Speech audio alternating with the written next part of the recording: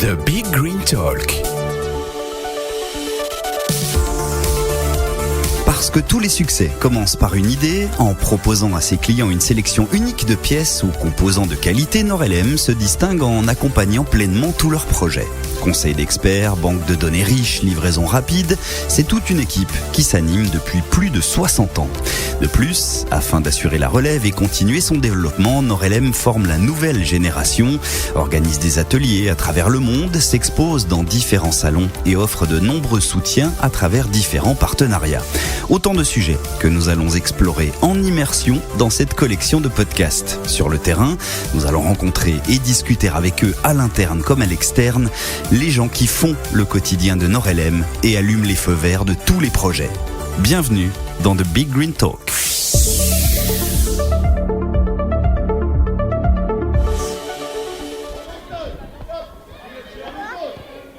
Nous partons aujourd'hui à la découverte d'actions, de soutien, de partenariats que met en place Norelem grâce au contact de son service communication sur le territoire. Notre premier rendez-vous a lieu au complexe sportif Lucien Pinet, situé à la Chapelle-Saint-Luc, à quelques kilomètres à peine du siège de Norelem. Nous y retrouvons Pascal, le président du club USAC Athlétisme, et Benjamin, enseignant en activité physique adaptée, préparateur physique et athlète amateur soutenu par Norelem. C'est lui que vous entendez courir là. Le temps de le laisser terminer ses petites foulées et nous nous installons dans les tribunes du stade. Si on est là, évidemment, c'est parce que vous avez tous les deux un lien avec Norelem. Quel est-il ? Pourquoi est-ce que ce coup de main, on peut dire, de Norelem vous est utile ? Voilà, donc nous, club d'athlétisme, on a l'obligation d'organiser des courses pour les athlètes de tout le département et voire aussi d'un peu plus loin.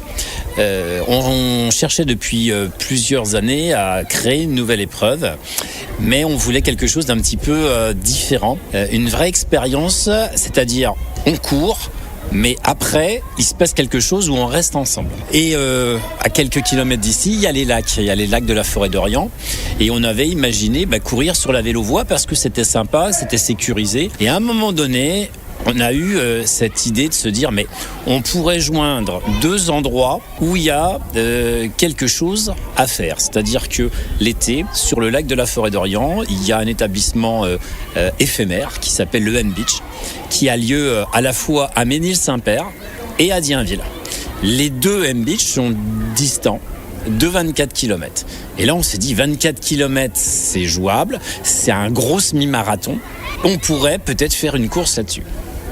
Mais comme on n'est pas sur une boucle, il y a la difficulté d'acheminer les athlètes d'un point A à un point B.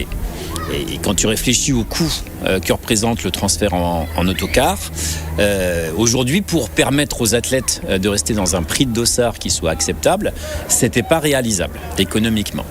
Et c'est pour ça qu'on a commencé à en parler. Et puis on a eu la chance d'avoir Norelem qui nous a écouté, puis entendu, et en disant on pourrait faire un bout de chemin ensemble. Et c'est pour ça qu'on a décidé donc de l'appeler la Norelem Run Beach. Et pour nous, s'il n'y avait pas eu Norelem, la course n'aurait jamais existé. Donc c'est grâce à Norelem qu'on peut faire cette course.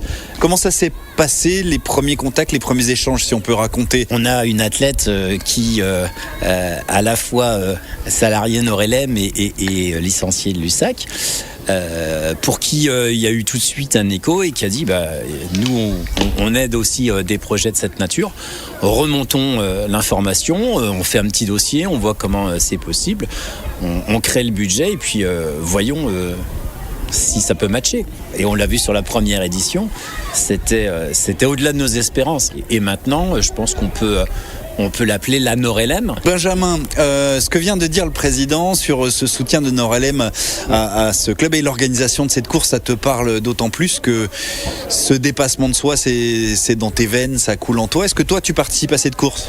Oui, alors moi, je l'ai réalisé, évidemment, étant athlète Norelem, c'était obligatoire de la faire.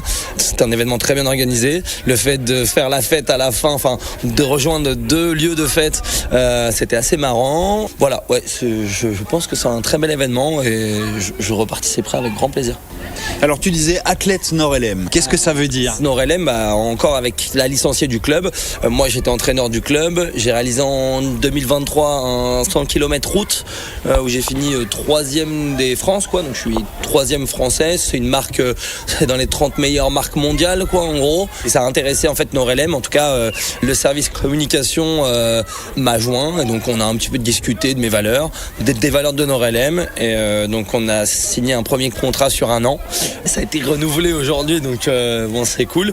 Et donc aujourd'hui, en fait, ils m'aident financièrement pour me permettre de m'inscrire sur les courses, parce qu'évidemment, pour bien 2 week-ends par mois, ça a un coût. Il y a des frais de déplacement et des frais de préparation. Moi, c'est 20 paires de chaussures par an. Il y a du matériel autour. Donc, en fait, ouais, c'est une aide financière, mais on échange, on crée des projets ensemble. Il y a des projets qui vont arriver donc ensemble. Donc, en fait, on essaye de faire des choses assez cool, je pense. En tout cas, les projets qui arrivent vont être assez sympas. C'est du gagnant-gagnant, on dit ça. Win-win, exactement. Dans ces cas-là. Ouais. Tu l'as dit, c'est aussi une rencontre humaine. Donc finalement, l'humain est au cœur des échanges. Ah oui, vraiment, c'est du partage. Voilà, on essaye en tout cas de se rencontrer, de se voir et d'être autour de ce qu'on fait, en tout cas de ce que je maîtrise. Donc moi, c'est le sport, hein. Après, c'est tout. Au niveau des chefs d'entreprise, il y a très peu qui sont sensibilisés à mettre une partie de leur budget communication dans le mécénat ou le sponsoring sportif ou associatif. Le fait que ce soit encore plus rare, c'en est encore plus beau. Donc cette générosité pour nous, elle est hyper importante. Donc aujourd'hui, on est chanceux et on est conscient de cette chance. Je veux aussi dire que j'ai de la chance, en tout cas, d'être suivi par Nord-LM. Les filles de l'équipe communication ont organisé la nuit du sponsoring. Et donc, on voit qu'on est nombreux à être aidés, en tout cas, sur le territoire. Et je pense que s'ils n'étaient pas là, ça serait beaucoup plus compliqué. Je les remercie grandement pour ça. Eh ben, merci à vous deux. Merci beaucoup. Je vous laisse, vous, à votre organisation et toi à aller t'entraîner parce que je crois que tu as un peu de pain sur la planche. Merci messieurs, merci beaucoup. Merci à toi, c'est super gentil.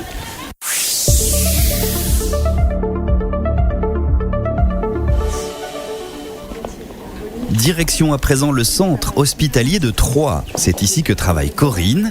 Elle est cadre supérieur au pôle mère-enfant et sage-femme coordinatrice de l'ensemble du territoire sur les missions liées à l'enfance. Et elle est soutenue par Nord-LM qui organise régulièrement des événements permettant de récolter quelques fonds, des kilomètres solidaires par exemple, de quoi financer quelques beaux projets. C'est ce que nous allons voir avec elle. Votre lien avec Nord-LM, alors quel est-il ? Comment cette histoire est née ? Nord-LM est entré dans le pôle femmes-mère-enfant via la pédiatrie. Donc au fur et à mesure des actions engagées par Nord-LM, on a eu le plaisir de construire petit à petit, d'échanger entre les souhaits de Nord-LM, comment ils pouvaient rentrer en lien avec nos projets. Et alors, quels étaient les premiers liens, les premiers projets qui se sont tissés ? Les premiers projets, on s'est rencontrés sur un chèque qui a été remis par Nord-LM au sein de la pédiatrie pour financer toutes les actions au sein de ces unités de pédiatrie. Et puis petit à petit, dans les échanges qu'on a eus, on a fini par parler aussi de la néonatologie avec toutes les actions qui sont faites envers les prématurés. Et puis de fil en aiguille, de savoir qu'on avait Nord-LM à côté de nous, on s'est projeté dans d'autres projets en se disant pourquoi pas finalement, si notre établissement ne peut pas financer, on peut peut-être nous être porteur d'un projet qui a du sens. Comment est-ce que vous jugez ce type d'action ? Parce que on parle de Nord-LM, une société qui fournit des pièces d'ingénierie. C'est un peu peut-être particulier de se dire qu'ils sont engagés et qu'on vous donne de l'argent pour ça. Comment est-ce que vous jugez ça de votre œil à vous ? Le sens, c'est le sens qu'on se donne dans l'action qu'on veut engager. J'imagine quand les professionnels vont marcher, c'est parce que ça a du sens aussi pour eux d'avoir une action envers les enfants. Moi, je vois surtout des humains derrière qui ont envie de s'engager dans une action. C'est ce que j'allais vous dire, finalement, il y a des valeurs qui dépassent la fonction de l'entreprise, alors c'est ça ? C'est ça. Peut-être que si Nord-LM n'avait pas répondu à cette attente, on n'aurait peut-être rien construit. C'est fort ce que vous dites là, ça veut dire que Nord-LM a joué un rôle quasi essentiel dans tout ça ? J'ai découvert finalement qu'une entreprise pouvait s'investir. J'ai découvert des belles personnes et ça a permis de construire un beau réseau de solidarité qu'on peut aller chercher ou qu'on peut solliciter. Au-delà du côté financier, ça permet de se rencontrer, de se dire tiens, si je peux pas t'aider, quelqu'un d'autre va pouvoir le faire. C'était finalement aussi de se dire sur notre territoire, Nord-LM est là, mais Nord-LM il est sur un autre territoire où on a une autre maternité qui est la maternité de Romilly-sur-Seine. C'était de se dire comment collectivement on vient en appui à tout le monde.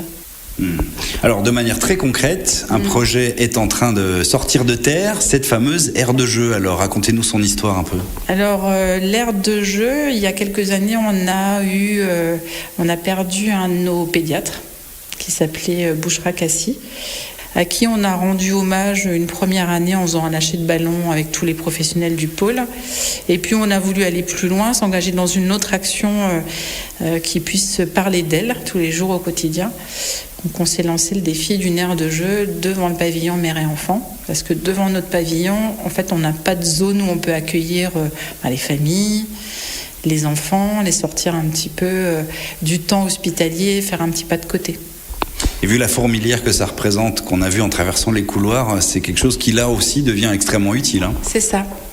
Et alors là, ce projet-là, c'est vous qui en êtes à l'initiative et qui en avez parlé à Nord-LM ? C'est l'association de néonatologie qui porte avec moi le projet. Et puis, de fil en aiguille, on en a parlé à Nord-LM, qui, bien évidemment, s'est engagé dans ce projet avec nous. Bien évidemment, vous dites ? Ouais. Pourquoi ? Parce que ça s'est venu tout naturellement et spontanément. Je crois qu'on n'a vraiment pas eu besoin de beaucoup demander. Donc ça match, c'est parfait. Ça match, super. On va la voir, cette future aire de jeu, ou en tout cas où est-ce qu'elle va sortir de terre. On peut aller jeter un coup d'œil ? Oui. Allons-y. Je vais vous montrer. Parfait.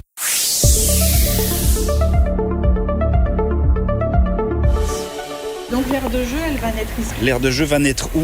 Alors dans tout ce parcours, jusqu'à tout ce qui est délimité en fait entre là et jusqu'au bout. Ce qui est à nos pieds, le gravier, les petits arbustes et toute la partie pelouse. Oui, on a déjà fait des actions. On a de la chance d'avoir une association, c'est Tous contre le cancer, où ils sont déjà venus 2 fois avec un food truck, des animations. Donc on avait installé des tables et des chaises ici. Et du coup on avait trouvé que c'était festif, c'était peps. Et on s'était dit finalement on peut aussi utiliser l'endroit qui est vide aujourd'hui. Absolument, oui, tout à fait. Qu'est-ce qu'on va y trouver alors dans cette aire de jeu ? Alors se projette. Dans nos rêves, on se projette avec une cabane, des petits éléments un peu sauteurs, et puis surtout des bancs et des tables pour les parents. Et puis peut-être une zone un peu de rencontre, pas que des petits, mais aussi des grands. D'accord. Voilà. Bon, avec des éléments qui sont déjà matérialisés sur votre ordinateur, je vois ça. On espère que ça sera ça. Eh oui, le domaine des elfes, la cabane. La cabane des elfes. Donc avec un petit toboggan, un petit banc, c'est une petite cabane effectivement on peut très bien se projeter en tant qu'adulte. Ça, on la voit déjà, et on l'imagine déjà derrière nous, au milieu de la pelouse. Là, alors après, moi j'appelle ça un petit pouic-pouic, mais je sais pas... Un pouic-pouic, un balancin visiblement.